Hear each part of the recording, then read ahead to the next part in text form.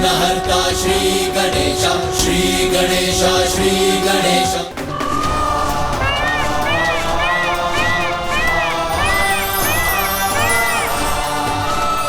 आज देखिए कैसे मिला कुमार कार्तिकेय को उनका वाहन मोर।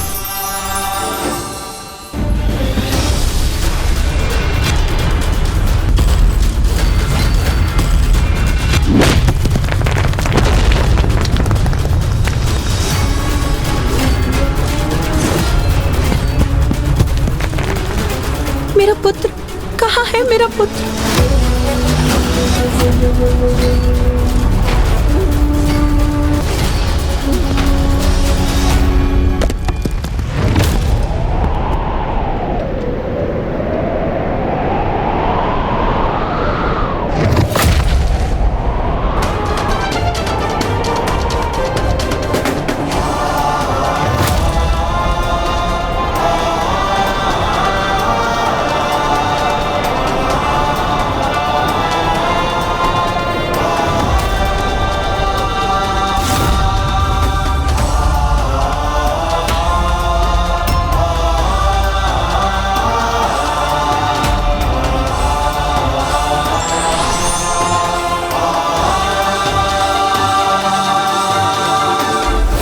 ने अपने मुष्टि प्रहार से उस पर्वत को 2 भागों में बांट दिया और फिर उन दोनों भागों को एक मुर्ग और एक मयूर में परिवर्तित कर दिया। दशार्थ, अपनी शक्तियों से मैंने तुम्हें 2 ऐसे निर्दोष पक्षियों में परिवर्तित कर दिया जो कभी किसी को हानि नहीं पहुंचाते। इसीलिए तुम भी कभी किसी का बुरा नहीं कर पाओगे।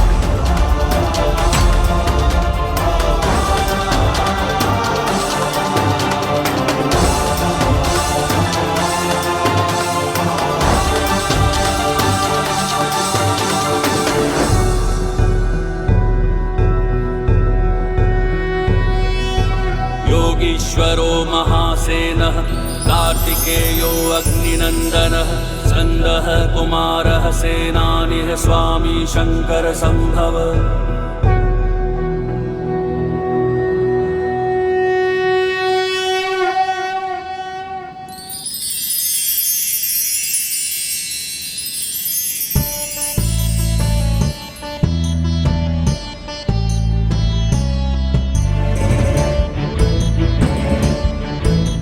प्रभु,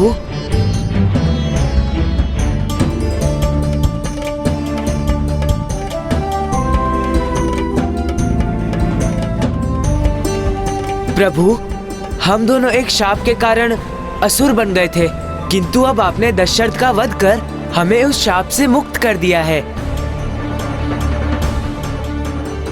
प्रभु, इस शाप से मुक्त कर आपने हमारा कल्याण कर दिया।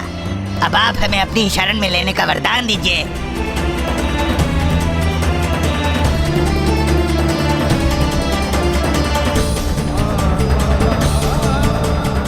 उचित है मयूर जी, अब से आप मेरे वाहन बनेंगे, मेरे वाहन बनेंगे।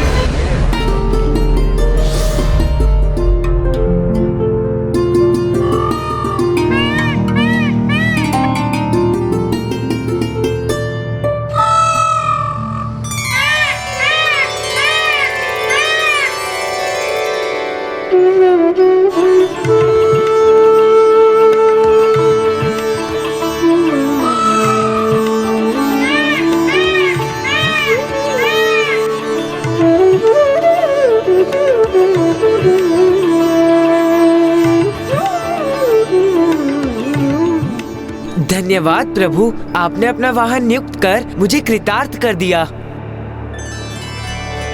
मुझे याद है प्रभु, मैं मयूर के समान सुंदर नहीं, कदाचित इसलिए आपने मुझे सौभाग्य के योग्य नहीं समझा।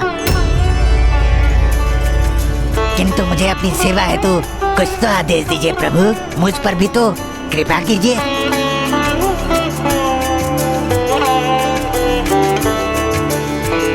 आज तुम्हारी छवि मेरे पताके पर सदैव अंकित रही, जिससे सदैव तुम्हारा जुड़ाव मुझसे बना रहे।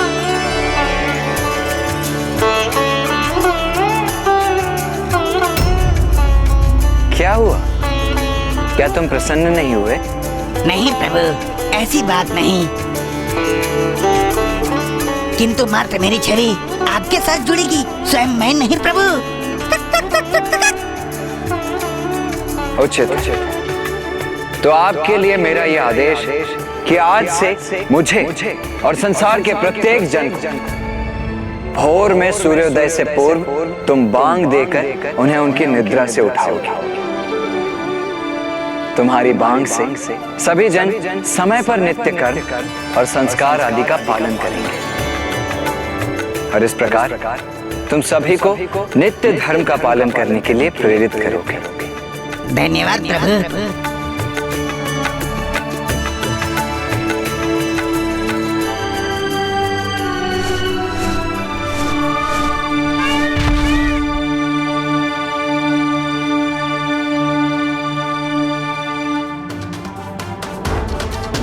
चलिए मयूर जी, मुझे माँ से भेंट करनी है, पिताश्री के दर्शन कर उनके चरण स्पर्श करने हैं।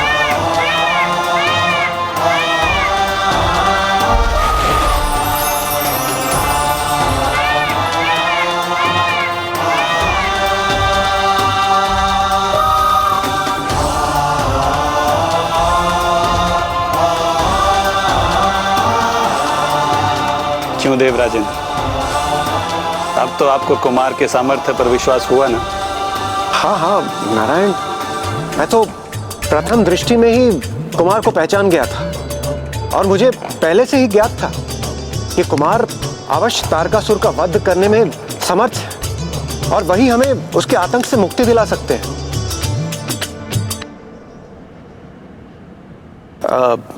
मेरे विचार से हम सभी को कैलाश जाना चाहिए और कुमार का अभिवादन करना चाहिए।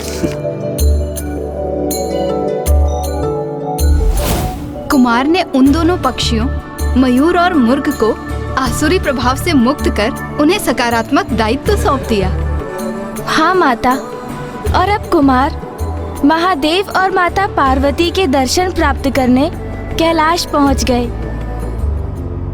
अन्य सभी देवता भी उन युवा महायोद्धा से भेंट करने के लिए आतुर थे जो उन्हें तारकासुर के आतंक से मुक्ति दिलाने वाले थे, इसलिए वो भी कैलाश पर उपस्थित हुए।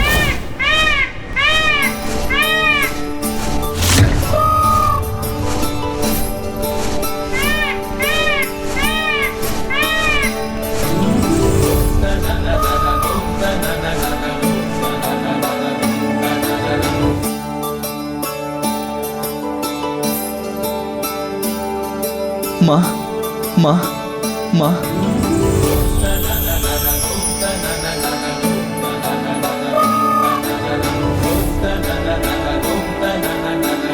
मेरा पुत्र।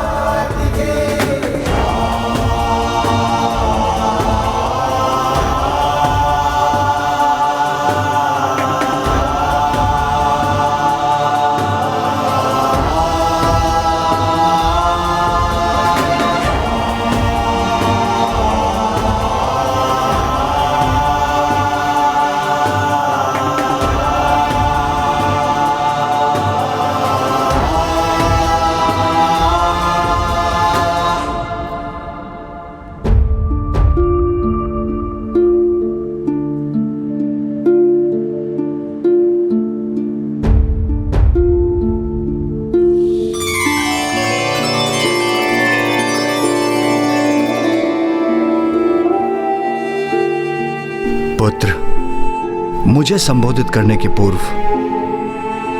तुम्हें प्रथम शब्द उनके लिए कहने होंगे जो दीर्घ समय से तुम्हारे आगमन की आस लगाए हुए हैं।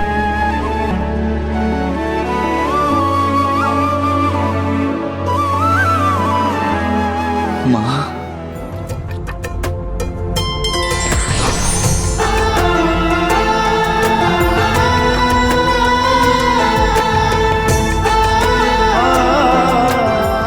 माँ,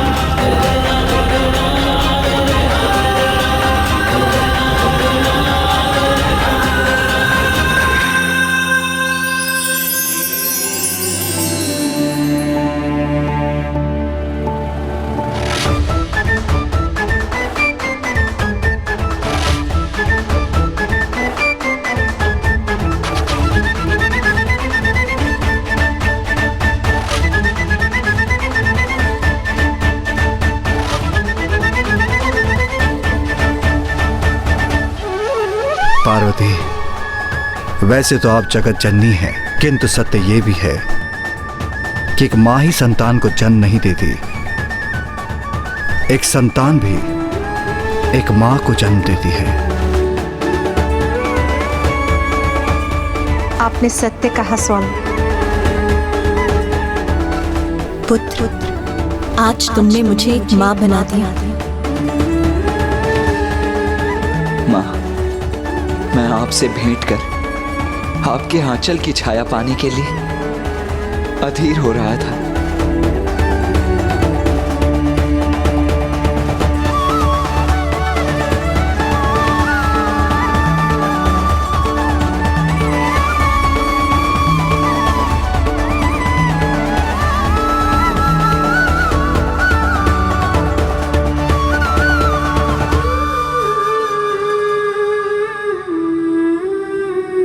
पुत्र, तुमने जन्म लेते 6 कृतिकाओं से पोषण प्राप्त किया।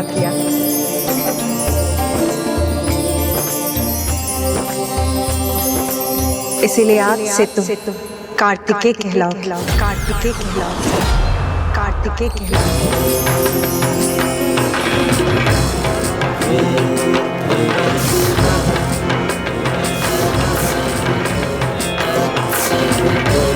और तब तुम्हें 6 शीश भी धारण किए थे, इसीलिए तुम्हें छदानन भी कहा जाएगा।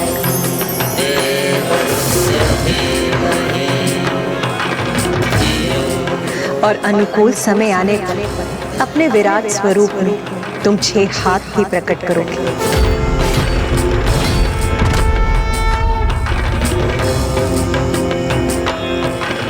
कार्तिकेय अति सुंदर और उपयुक्त नाम है।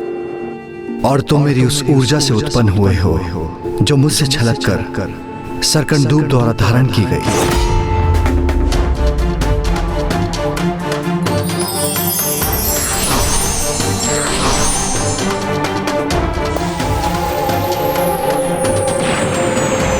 इस कारण तुम्हारा नाम स्कंद भी होगा, स्कंद भी होगा, स्कंद भी होगा।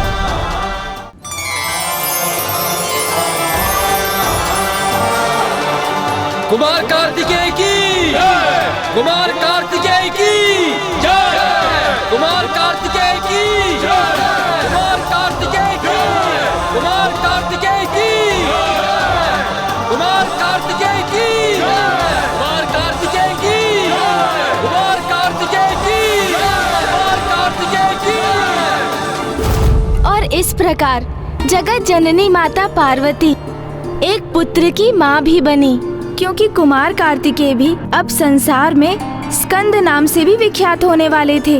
और माता का ये रूप स्कंद माता के नाम से प्रख्यात हुआ।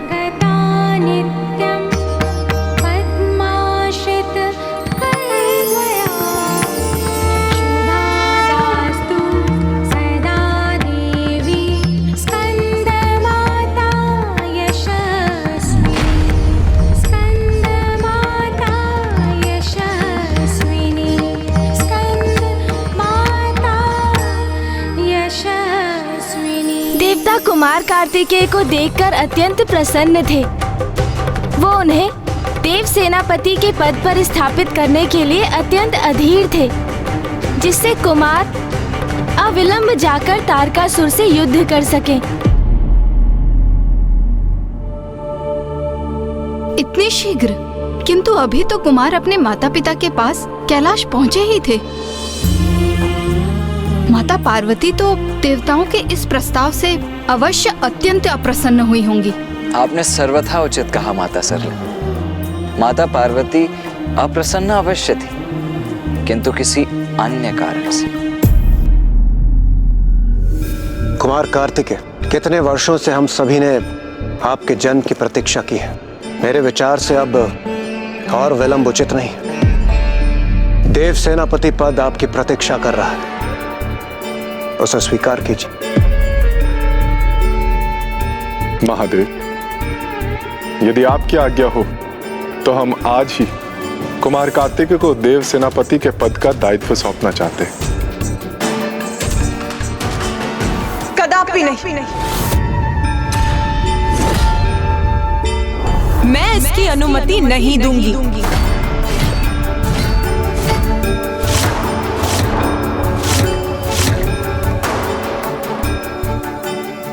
पूर्व में ही इतना विलंब हो चुका है, और यदि माता पार्वती ने आज्ञा देने से अस्वीकार कर दिया तो बहुत समय बीत जाएगा, और इतना समय कहाँ है हमारे पास।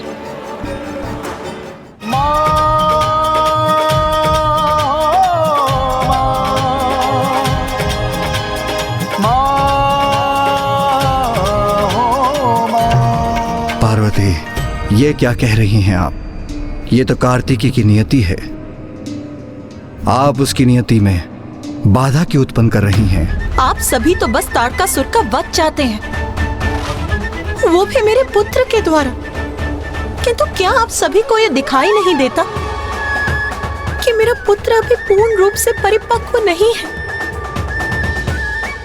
इंद्रदेव, शेष और कुशल महायोद्धा भी पूर्ण तैयारी और अभ्यास के बाद ही युद्ध के लिए प्रस्थान करते हैं, और आप बिना किसी तैयारी के मेरे पुत्र को उस क्रूर, निर्दयी और भयंकर असुर के समक्ष प्रस्तुत करना चाहते हैं। और तो और, अभी मेरे पुत्र के पास कोई अस्त्र शस्त्र भी नहीं है। किंतु माता, हम सभी कुमार कार्तिकेय के युद्ध कौशल और उनकी बुद्धि के सामर्थ्य के साक्षी रह चुके हैं। उन्होंने पंच असुरों से युद्ध कर उन्हें परास्त किया है। मेरे विचार से तारकासुर से युद्ध करने के लिए कुमार कार्तिकेय संपूर्ण रूप से तैयार है। इंद्रदेव, क्या कुमार कार्तिकेय आपका पुत्र है?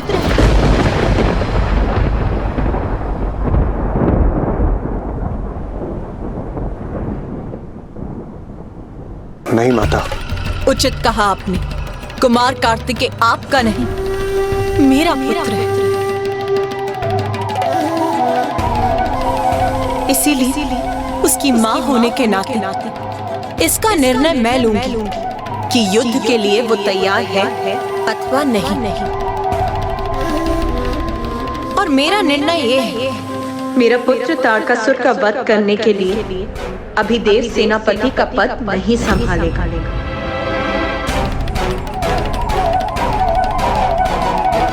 किंतु माता, कुमार कार्तिकेय को शिक्षा प्रदान करने वाले उनके गुरु कौन होंगे?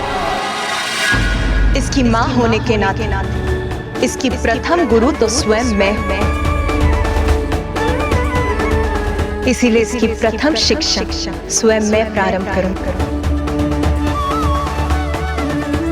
उचित है फिर कल से पुत्र कार्तिकेय की शिक्षा प्रारंभ होगी।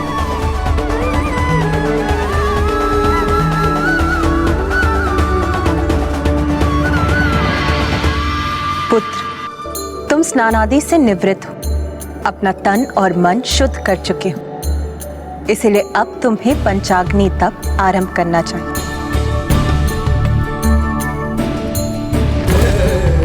ओम नमः शिवाय। ओम नमः।